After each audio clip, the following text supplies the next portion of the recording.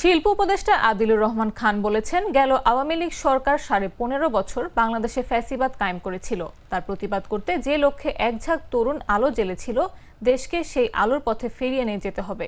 শনিবার নাটোর শহরের ভবানীগঞ্জ এলাকার জুলাই স্মৃতিস্তম্ভের উদ্বোধন শেষে আয়োজিত সমাবেশে এসব কথা বলেন তিনি।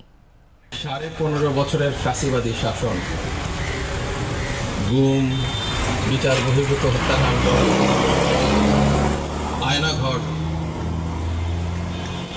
এবং ব্যাপকভাবে মানুষের অধিকার কেড়ে নেওয়া এবং সেই অধিকার কেড়ে নেওয়ার বিরুদ্ধে সংগ্রামের উপরে দমন পীড়ন, এই তো ছিল 15.5 বছর।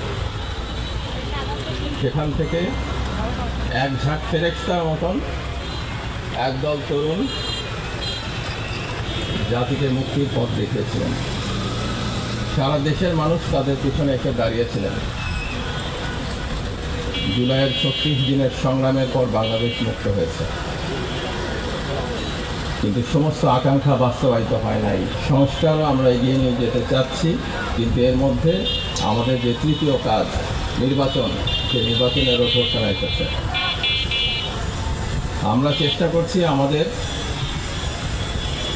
দায়িত্ব যতদূর সম্ভব বাস্তবায়নের মাধ্যমে, কারণ এটা শুধু একটা সরকার নয়, এটা গণ অভ্যুত্থানের সরকার।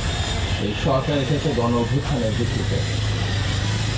আমরা সেই কারণে তার অঙ্গীকার বাস্তবায়নের জন্য অঙ্গীকারাবদ্ধ।